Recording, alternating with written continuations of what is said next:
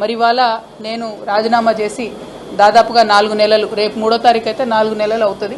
కానీ ఇంతవరకు గౌరవ కౌన్సిల్ చైర్పర్సన్ గారు నా రాజీనామాను ఆమోదించలేదు.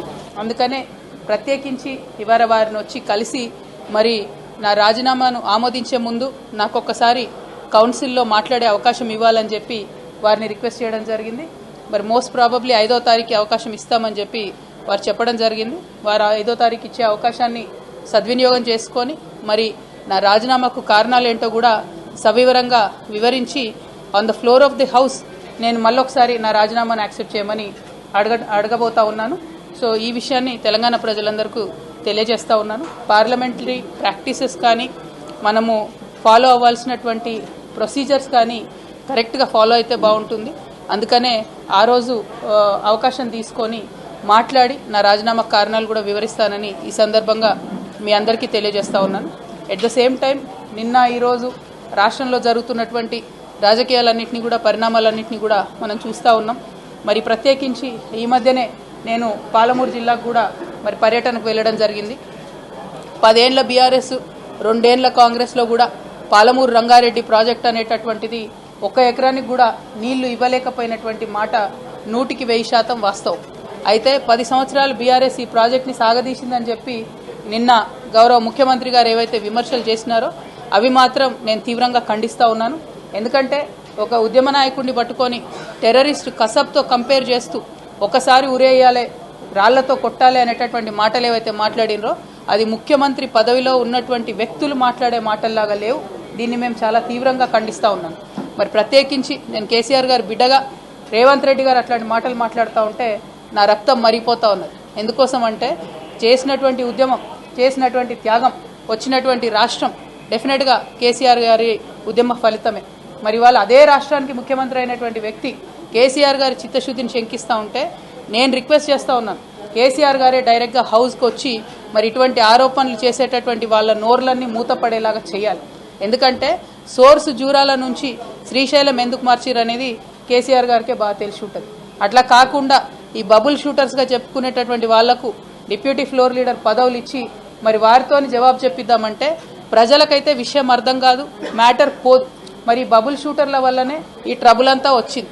ఈ బబుల్ షూటర్ల వల్లనే మొదటి ప్యాకేజ్ దెబ్బపడ్డది. ఈ బబుల్ షూటర్ వల్లనే పాలమూరు రంగారెడ్డి లాంటి ప్రాజెక్టులు చాలా పెద్ద ఎత్తున ఇబ్బంది పడ్డాయి.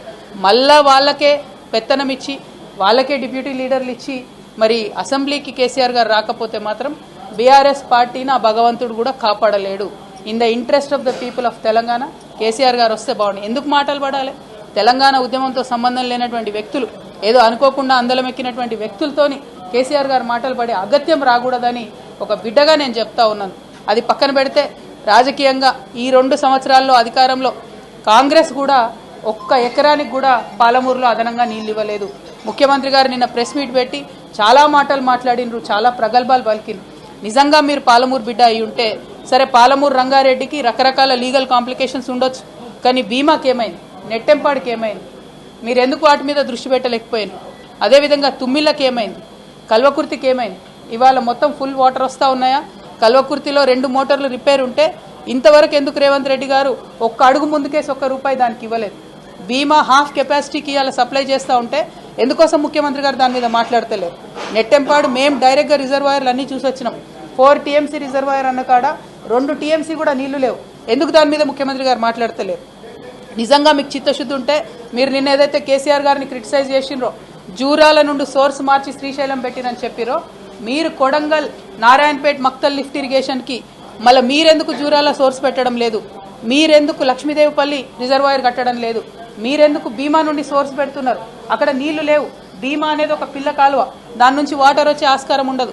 అటువంటి దగ్గర మీరెందుకు సోర్స్ పెడతా ఉన్నారు? మీకేం లాలుచి ఉంది ఆంధ్ర పాలకులతో? ఆంధ్రాలో చంద్రబాబు నాయుడు గారు ఉన్న వాళ్ళు మన నీటిని దోచుకొని పోయే ప్రయత్నమే చేస్తున్నారు.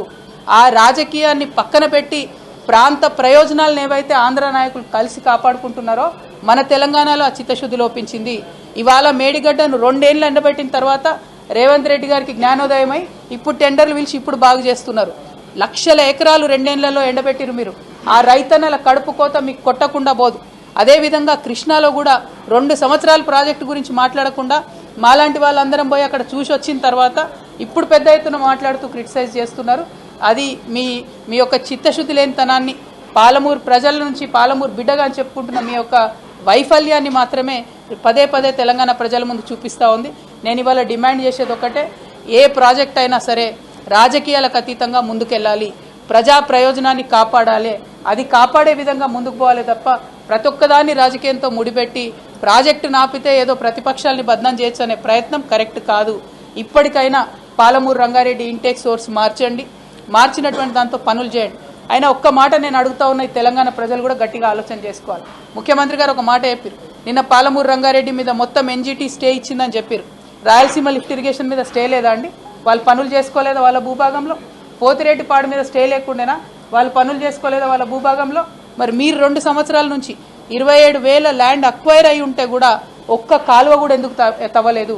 మీ డిప్యూటీ సీఎం గారి దగ్గర, ఫైనాన్స్ మినిస్టర్ గారి దగ్గర 12,000 ఫైళ్లు పెండింగ్ ఉన్నాయి. అందులో పాలమూరు రంగారెడ్డి ఇరిగేషన్కి సంబంధించిన ఫైళ్లు, జీఎస్టీ యాడ్ అయిన ఫైళ్లు కూడా పెండింగ్ ఉన్నాయి. అందుకే ఒక్క కాంట్రాక్టర్ కూడా ఒక్క తట్టెడు మట్టి కూడా దవ్వుతలేడు. మీ వైఫల్యాలను కప్పిపుచ్చుకోవడానికి మీరు కేసీఆర్ గారినో ప్రతిపక్షాలను తిడతామంటే ఇవాళ ఎడ్డి గుడ్డి తెలంగాణ కాదు, ప్రతి ఒక్కటి తెలిసిన తెలంగాణ. ప్రజలందరికీ వాస్తవాలు తెలుసు, తెలిసేటట్టుగా చెప్పడానికి తెలంగాణ జాగృతి బయలుదేరింది, జనం బాట పట్టింది. అందుకే ఇవాళ మీరందరూ కూడా అసెంబ్లీ పెట్టిరు. ఎవరి కోసం పెట్టింది అసెంబ్లీ? మీరు పెట్టి మీరు బీఆర్ఎస్ని తిట్టా, బీఆర్ఎస్ మిమ్మల్ని తిట్టా, ప్రజా సమస్యలు మాట్లాడకండి, అసెంబ్లీలో టైంపాస్ చేయండి, రీల్స్ చేసుకోండి, బయటికి వెళ్ళండి. ఇది కరెక్ట్ పద్ధతి కాదు. గౌరవ ముఖ్యమంత్రి గారు నేను మళ్ళీ రిక్వెస్ట్ చేస్తా ఉన్నా, మీ మాట తీరు మార్చుకోండి. కరెక్ట్ మాట కాదు ఇది, తెలంగాణ పౌరుషాన్ని చూపించే మాట తీరు కాదు, ఇది అవమానకరమైనటువంటి మాట తీరు.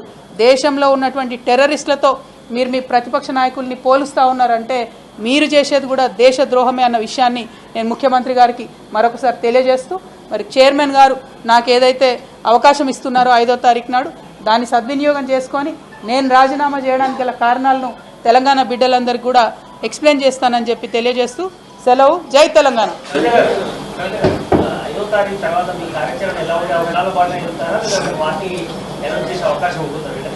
జాగృతి జనంబాట కార్యక్రమం ఫిబ్రవరి 20వ తారీఖు వరకు కూడా కొనసాగుతుంది.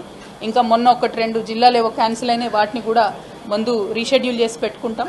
ఓవరాల్గా 33 జిల్లాలు తిరిగిన తర్వాత ఆయా జిల్లాల్లో ఈ 12 ఏళ్లలో ఏం అభివృద్ధి అయింది, ఆయా జిల్లాల ప్రజలు ఏమేం కోరుకుంటున్నారనే విషయాన్ని మేము కూలంకుషంగా అర్థం చేసుకున్న తర్వాత మా కార్యాచరణ ప్రకటిస్తాం. ఒక్క మాట మాత్రం మళ్ళీ చెప్తా ఉన్నాను, వచ్చే అసెంబ్లీ ఎన్నికలలో తెలంగాణ జాగృతి ఒక ప్రజాశక్తిగా ఉంటుంది, పోటీ చేస్తుంది. దానికి ఉండే సాంకేతికపరమైనటువంటి అంశాలు, టైం లైను, రకరకాల విషయాలన్నీ కూడా టైంని బట్టి అనౌన్స్ చేస్తాం. బట్ అల్టిమేట్ లక్ష్యం ఒకటే, తెలంగాణ ప్రజల గొంతుకై మాట్లాడేటటువంటి వాళ్ళు ఒకరు ఉండాలి.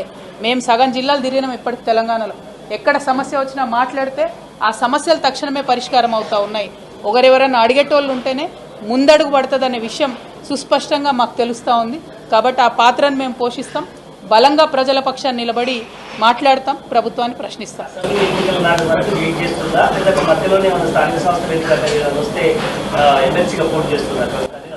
చూద్దాం. Let us see how it goes. Thank you. జై తెలంగాణ.